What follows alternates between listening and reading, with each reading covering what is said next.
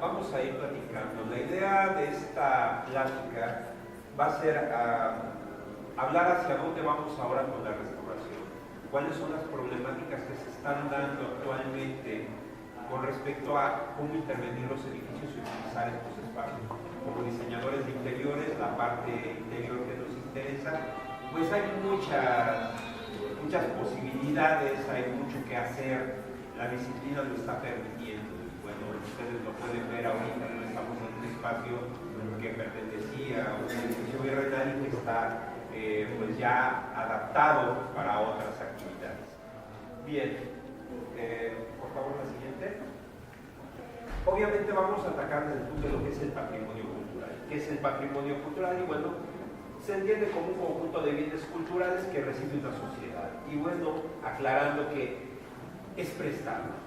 La idea, el planteamiento siempre es que el patrimonio es prestado, es para otras generaciones, realmente lo tenemos en custodia para dárselo a las generaciones que siguen. Y obviamente tener ese cuidado de pensar que es para los que vienen, para que ellos conozcan quiénes fueron sus antepasados y ir generando este legado cultural que nos vamos creando poco a poco. Siguiente, por favor. Entonces, bueno, dentro del patrimonio cultural hablamos de patrimonios materiales, patrimonios inmateriales. Recordemos que ya es muy importante a nivel internacional también considerar lenguajes, actividades culturales que son inmateriales. Digo materiales, ¿sabes? Porque uno se las puede comer o las está escuchando, en el caso del mariachi o la comida de Puebla, el mole, etcétera, son patrimonio de la nación. Y obviamente es algo que existe, pero que hay que seguirlo llevando, aunque no es el tema que vamos a tratar hoy. Nos centraremos en el patrimonio material, básicamente en el patrimonio mueble y patrimonio inmueble, más en el inmueble sobre todo. Obviamente nos interesa centrarnos en esta parte material porque es con lo que nosotros trabajamos. Siguiente, por favor.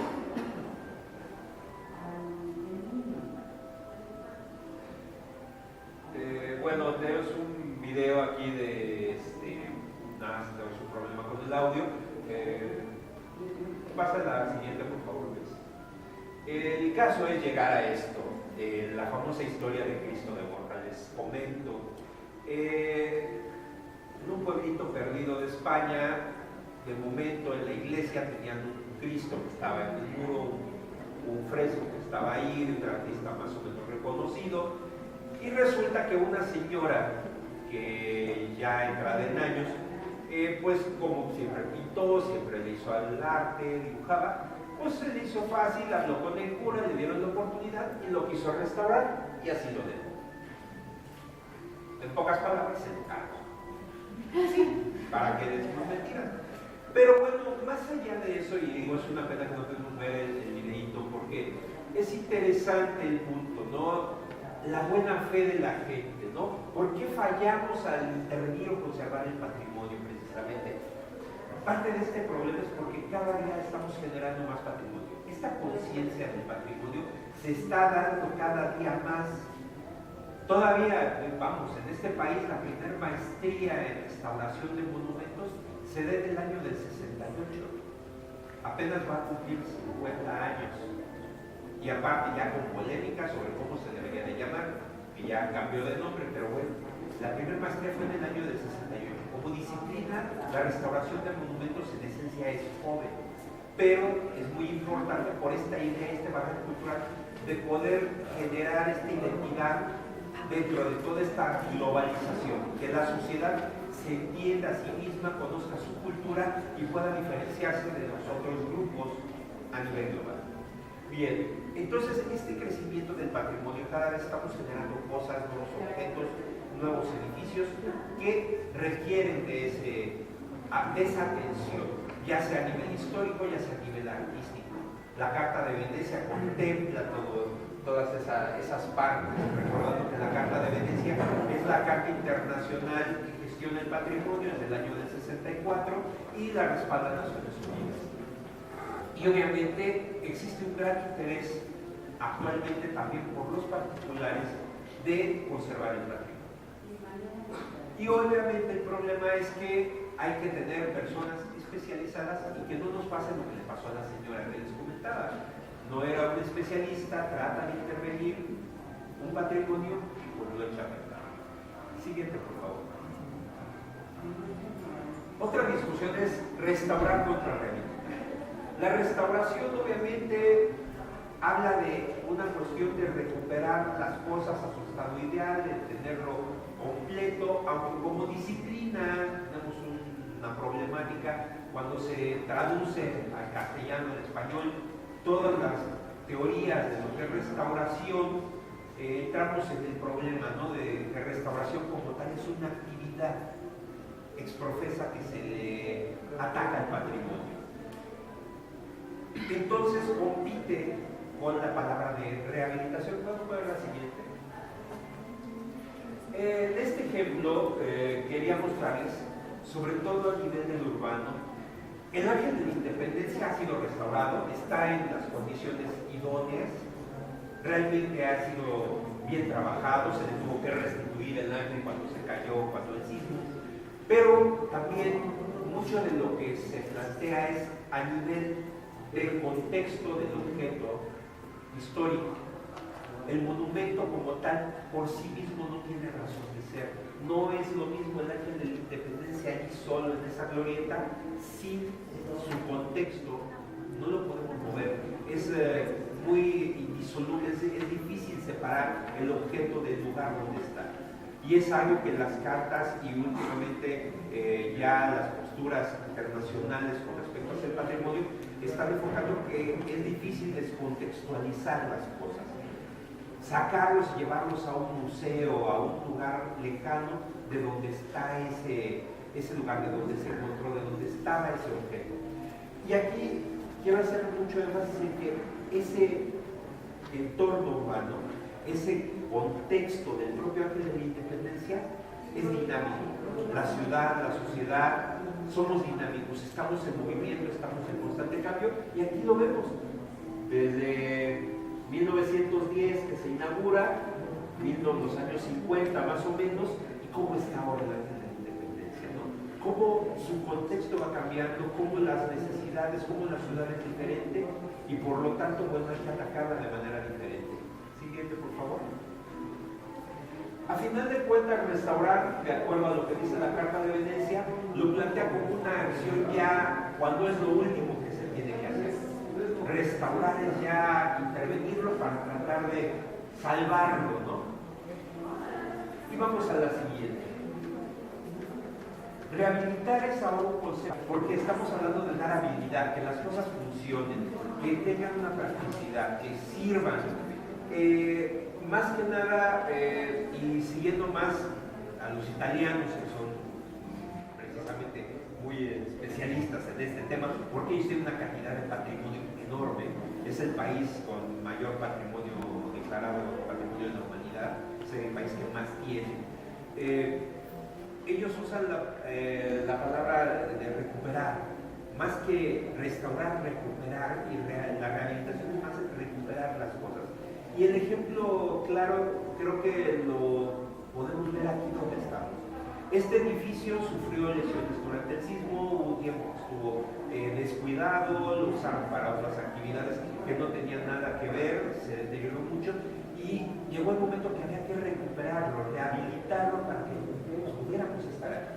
Y es más o menos hacia donde están moviéndose actualmente las cosas, a la rehabilitación. ¿Por qué? Porque no se le puso suficiente atención a los edificios durante mucho tiempo y actualmente el problema es ese. Muchos de los edificios ya están deteriorados, ya están lesionados, no se les tuvo el cuidado, sobre todo ciertos patrimonios que son parte, por ejemplo, de este contexto del centro histórico, pero no a todos se les puso la misma atención, muchos están bastante deteriorados. Siguiente, por favor. Y entonces, bueno, vamos en esta línea de reaprovechar lo que existe y darles esos usos, darles la habilidad para poder utilizarlos. Y obviamente es importante, es imprescindible que nuestra disciplina como diseñadores de interiores, como arquitectos, como restauradores, como arquitectos rehabilitadores, pues estemos integrados en la idea. Y bueno, el artículo 5 de la Carta de Venecia habla sobre la conservación de monumentos, que siempre debe de tener uso el monumento. El monumento debe de tener una actividad propia para que conserve su vida. Y eso es lo que estamos persiguiendo. Como diseñadores de interiores es importante darles nuevos usos a estos edificios, reaprovecharlos, darles esta habilidad, rehabilitarlos para que podamos usarlos y podamos aprovecharlos. No todos, y eso ha sido un problema aquí en el centro, no todos los edificios se pueden convertir en museo, no todos los edificios pueden conservar ese uso original que tenían, ya no se puede, y entonces tenemos que ir a cambiar usos, a modificarlos, pero que el edificio esté trabajando, que tenga su razón de ser, porque si no lo perdemos. Hasta el edificio del Templo Mayor, aunque está ahí nada más, en el momento de no, nomás está ahí parado, no es algo estático. El turismo, su función existe, el que lo vengan a ver, el que venga a enseñarnos algo, la parte didáctica del movimiento. Siguiente diapositiva, por favor. Hay intereses ligados al patrimonio, desde intereses de carácter cultural, que se conserve, que se legue a las siguientes generaciones, que sepamos cómo son esos edificios. Siguiente diapositiva. Desde el punto de vista político, no olvidar que siempre hay un discurso político atrás de estas actividades. Hay una cuestión de intereses políticos, pero allí están y son parte del motor para poder rehabilitar los espacios. Siguiente. Y la parte económica. Tienen que ser rentables, hay que sacarles el mayor provecho posible. El ejemplo que puse ahí en Reformados 22, hablaremos más adelante de él porque es un caso muy interesante. Siguiente diapositiva. Y bueno, ¿hacia dónde vamos? Tratar de buscar con toda la tecnología, con todo lo que tenemos ahora, pues rehabilitar estos edificios, darles la habilidad para poderlos utilizar. Es hacia donde estamos. Estos edificios originalmente no estaban pensados para que tuvieran energía eléctrica. Muchos de ellos tampoco estuvieron pensados para tener elevadores, para que puedan funcionar. Nosotros actualmente ya, sin energía eléctrica, sin internet, sin otras tantas cosas, no es fácil que veamos la vida. Y por lo tanto estos espacios requieren de eso. Y hacia allá es hacia donde tenemos que llevarlos. Vamos, ¿quién se imaginaría Palacio Nacional todavía con velas? Nadie. Así de simple. Siguiente diapositiva, por favor. Partiendo a nivel urbano, una de las cosas que es muy llamativa es la inserción de nueva arquitectura dentro de estos espacios. Llegar a estas cosas que llega uno y dice, wow, es impresionante, ¿no? Pero ¿por qué lo permite? ¿Cómo se permite? ¿Por qué así? Siguiente diapositiva. Este edificio es muy interesante porque su intención era ser un hito, ser un elemento representativo, y aunque se vea agresivo, aunque puede ser muy violento hacia su contexto, tiene ciertos elementos que respeta. Se lleva bien con su contexto en ciertas partes, en otras rompe para poder ser ese hito que se está buscando. Se está integrando de una manera de contraste en su medio a nivel urbano. Y es parte de lo que se está buscando muchas veces, generar estos hitos, estos proyectos detonadores que hagan que una zona se rehabilite. Siguiente diapositiva, por favor.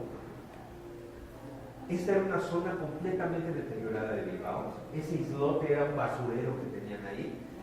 Se construye el proyecto, se plantea que esté ahí este hito de la ciudad y se vuelve ahora toda una regeneración de la zona, se le da una nueva habilidad, se compone, se mejora y ahora es uno de los lugares más visitados y que está en mejores condiciones de la ciudad de Bilbao. Es lo que se está buscando, esos proyectos detonadores que ayuden a que los espacios urbanos se regeneren. Siguiente diapositiva, por favor.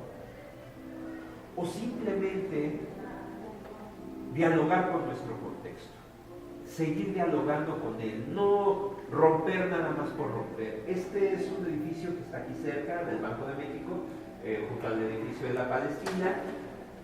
Seguir respetando, aunque soy un vecino nuevo, aunque soy de nuevos materiales, pero con linealidades, ritmos, cromáticas, niveles, repetirlos. ¿Para qué? Para que entremos en un diálogo a nivel urbano. Siguiente diapositiva. Tan que es así que el propio edificio le da la vuelta a la Palestina y tiene que dialogar con la Palestina y también tiene que dialogar con el MIDE, el antiguo colegio de Benedictas. Y por este costado, vean la transición, tiene que dialogar tanto con la Palestina como con el MIDE. Claro, el MIDE es más viejito, era un edificio más antiguo, y tiene la cromática, las colinealidades, los ritmos, para poder dialogar, podernos integrar este contexto y que se respete y que obviamente les demos valor a todos los elementos y el edificio es respetuoso con ellos. Es muy interesante este caso. Y por el otro lado, como sus vecinos son diferentes, la fachada tuvo que ser diferente. No tuvo que obligadamente hacer un diseño propio con los mismos materiales para las dos fachadas. Busca el diálogo más que nada. Siguiente diapositiva. A nivel del propio edificio como tal, pues los cambios de uso son tremendos. Ya actualmente muchos edificios están perdiendo su razón de ser, aunque no querramos. Ya no es igual, ya aquellos grandes cines, por ejemplo, un ejemplo, los cines famosos de los años 40, de los años 50 en México, pues ya no tienen razón de ser. Y esas grandes salas no se utilizan, pues ya es diferente.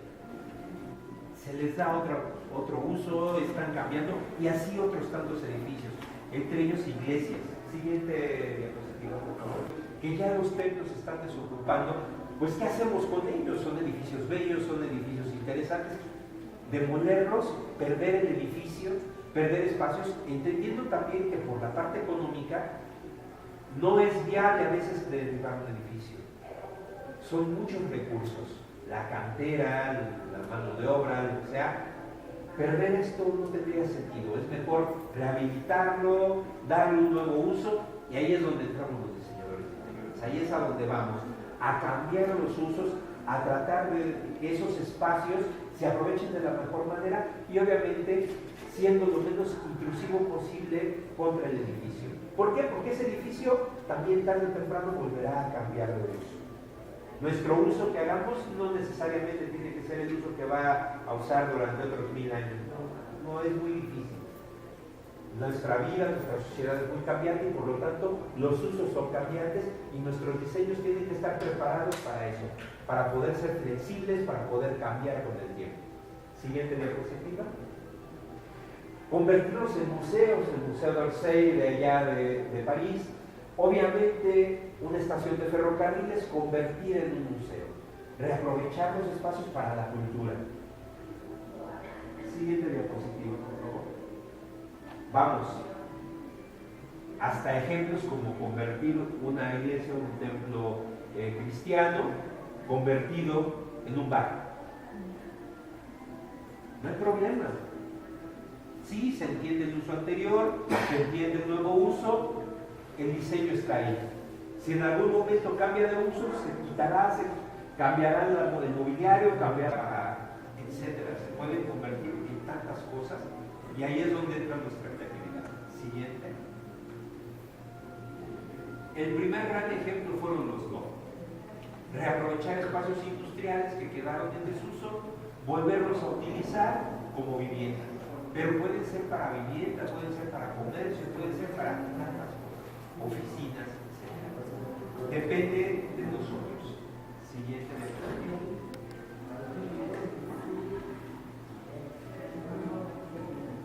Ejemplos como el propio de recursos, pues museo y aparte se renta el patio para hacer eventos, ¿no? Pero que estén preparados para eso, no que sea algo improvisado, algo que no esté preparado. Que el diseño desde un principio, después de la intervención, de la restauración a la rehabilitación, a la nueva habilidad, podamos tenerlo preparado para que no sufra daño y que el edificio como tal se conserve y lo podemos llevar hacia las siguientes generaciones, que lo sigan recibiendo y que puedan ir cambiando, que puedan tener esa flexibilidad. Siguiente.